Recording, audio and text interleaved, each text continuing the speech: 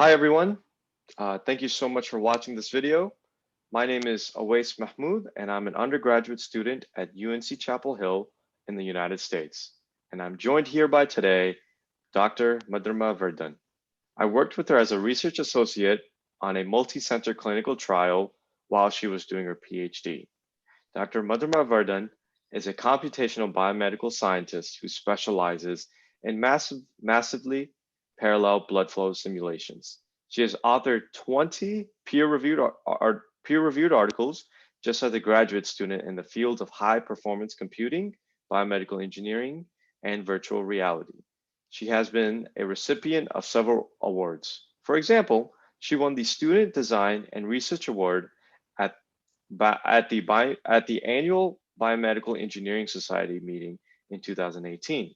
She was awarded the American Heart Association Pre-Doctoral Fellowship in 2019 and was also the recipient of the ACM IEEE George Michael Memorial HPC Fellowship in 2020 for her dissertation work. Dr. Madhurima Vardhan, how are you doing today? How's it going? I'm doing well. Thank you so much for the really kind introduction, Owais. How are you Absolutely. doing? I am doing very well, just trying to stick it out in this virtual environment. So to jump right in, you've had the opportunity to go to these conferences and also pursue this amazing, illustrious career in peer review articles and whatnot. I would love to kind of hear about what were your motivations in pursuing this PhD and why did you want to choose to pursue this career path? I think, as cliched as it would sound, um, I always wanted to improve the lives of people. I wanted to make this world a better place, Mhm. and I was excited about science. I still remember that, as weird as it, I don't know if it might just sound crazy, but every night before going to bed, I would scroll through Wikipedia reading about some scientists. It wouldn't even necessarily mean that I understood them, but I would just love reading about them. I think PhD was a mechanism for me to really develop those high level research skills. It was about learning about these rigors of science and developing theories and then testing them in the real world. I think that was my essential motivation for for that aspect of why it gets now. I think the second part to this would be why the specific field of biomedical engineering. And again, it would really go down to my childhood. My family, everybody has been involved in healthcare, and every time, when my dad came back or my sister, whenever they returned home, they were always tired or generally tired, some aspect of tired, and they seemed to be overworked. And growing up in the 90s and early 2000s, computers were really changing, or like technology itself was really expediting how things are being done, whether it was manufacturing, whether it was whether it was just every aspect of life seemed to be influenced by some level of technology. So as a child, I always thought that, can I do something that could potentially improve lives of healthcare workers, lives of patients, lives of doctors? And I wanted to combine these concepts of technology and healthcare together. And that's when I thought that if I want to start improving things and develop these new ideas, make these new things happen, PhD is the path to do. And the field that would excite me the most would be biomedical engineering. Mhm. And I would imagine that going this PhD route and biomedical engineering, there's quite a bit of rigor and quite a bit of challenges that you might have faced. So, as someone who went through this route, would love to hear about some of the challenges you face as a graduate student. I'm originally from India, and I went to the United States to pursue this career path, right? So not only was it a young age, but I think I was personally a little less traveled, so I had lots of insecurity. So when I went to the U.S. to do a PhD there, I was always a little bit conscious whether I would be comprehensible towards other students. Would I understand other students myself? So there was always that level of insecurity. I wouldn't say that came off as a challenge, but it was definitely an insecurity that I had while going there, and it continued throughout the time. As you said, that there are different conferences and everything that I went to, but that was a constant thought that always ran through my mind. That before I'm giving a presentation, I always thought that would I be comprehensible or not. I think another thing that was very difficult for me as a as a graduate student in biomedical engineering was that it's a beautiful field, but it really derives concepts from lots of different domains. It's mechanical engineering, it's computer science, it's physics, it's electronics. So it's all of these rich concepts that come together, and then they're applied to healthcare or biomedical aspects. And that's when you get the perfect recipe for a biomedical engineering degree. Mhm. So as a graduate student in this specific field, I was always concerned that do I have enough depth in statistics, in mechanical engineering, and in computer science, and of course you need to really understand your subject area, which is biomedical aspect of it. So I think that was so do I have or do I not have enough depth in these different domains was another challenge that I faced. But I think over the 5 years since I started PhD and towards the time I was finally defending, the really big challenge that came about was in the last 1 year when COVID hit and everything got distributed. I did not really realize, and I sort of took it for granted, how important support network is. And that support network was not my family, it was not my friends, it was really the fellow graduate students and the postdocs who were there with me in the lab. I think those were the people who understood you the most because they were in the same boat. You could bounce off ideas from them. You could really brainstorm the specifics you have in your day-to-day research. And with everything being distributed, that aspect got very difficult, and it got more isolated. So I think that was a challenge that I did not anticipate, and it was bigger than just lacking technical knowledge. It was really it started affecting me at a personal level. I Mhm. think those were some of the challenges I think that really stood out since the beginning towards the end of my PhD. Mhm. So being an international student, you definitely had more layers of it, and you were able to navigate it very successfully. Would you have any bit of advice for undergraduate students that want to go in this similar career path and trying to navigate this as successfully as possible? I would I would really say that a lot of times I think people or I often misconstrued PhD as a path that it's for intellectuals, it's for people who really want to think deep. But it's not just a mind game. I think it often ended up being a lot more driven by heart. It was when people around me said that you should be passionate about it, you need to be excited about it. Those were not just words. Those were not just phrases to impress someone whom you're interviewing. It really came from their heart.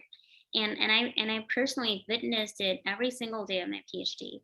It was the reason I think that I never thought PhD was getting slow or why was it such a long commitment was because every single day I was able to learn more. So the biggest challenge that I thought I was facing during my PhD was having that lack of knowledge. But every single day I was learning bit by bit more and more. And that's one advice that I would like to give undergraduate students. It should not really be that, oh, I'm smart, oh, I scored, I have really high scores, I have really good GPA. It really needs to be, oh, I'm really excited about this field, I really want to learn more about it. And I think that really propels you to excel in this path. Another advice, which is more specific related to labs and advisors, that I think I would like to share with undergraduate students would be that PhD, as important as research environment is, so the institute where you're doing it from, I would say that it's much more important to be compatible with your PI, with your advisor.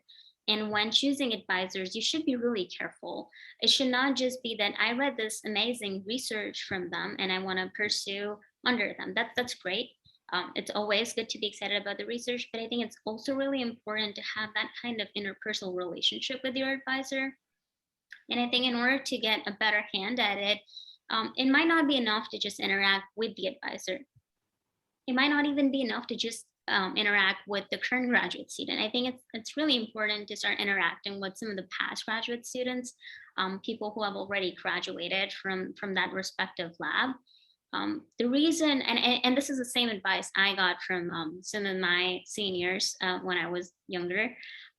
They always suggested that people who have graduated from the labs, they can have a much more objective viewpoint on the day-to-day life of a typical graduate student in that particular lab. They can really give you insights into how that interpersonal relationship can be with your advisor. So I think these would be some of the two key advices I would have. So have your heart in the right place and try to get more information about this commitment that you're about to take. So it's not just only about being smart. You actually need to be interested into it, and there are a lot of other moving parts, like you mentioned. So I want to switch gears a little bit. I had the opportunity to work on work with you, work alongside with you on your dissertation and doing essentially a multi-center clinical trial. Would love to kind of hear, what was your most exciting aspect of doing that? And yeah, we'd love to kind of hear about that. I would say that, bulk of the time in our PhDs or a typical PhD, at least this is what I thought in the beginning, that I would develop this computational model and we'll see if it's giving me the right answer, if it's working as I would expect, and say a defined setting in a controlled setting. However, I think what really changed my my viewpoint of my research completely was really this project, just this multi-center clinical trial. It really it wasn't just it wasn't just about this most perfect computational model that I developed. It was more about how I applied it to the real world. How do I validate in a real world setting? This was real patient data. It was working with cardiologists from different institutes, so it was really testing it through, and it was something that had the potential of being applied to the real world. So the translational aspect was very fascinating. It really did seem to give me a lot of joy, and it was a very rewarding experience for me overall. Mm-hmm. Yeah, that's definitely great to hear. And I was in the trenches with you.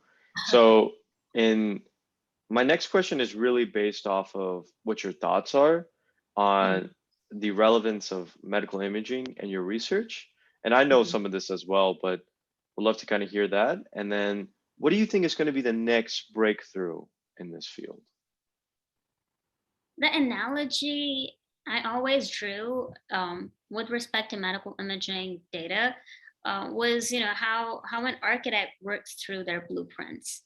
So medical imaging data is, I think that's how medical imaging data is for not just clinicians, but also to biomedical scientists, for computational scientists. It's that blueprint of the underlying anatomy of that patient. When we think about personalized flow models or personalized healthcare, medical imaging data really lays the groundwork for that for that personalized or patient-specific aspect. So I think it was really core to my research because that's where everything started. I had medical imaging data of the patients for all the 200 patients for several different types of BME or clinical studies that I did in the space of cardiovascular diseases. That's where it was a starting point for everything that I built off of.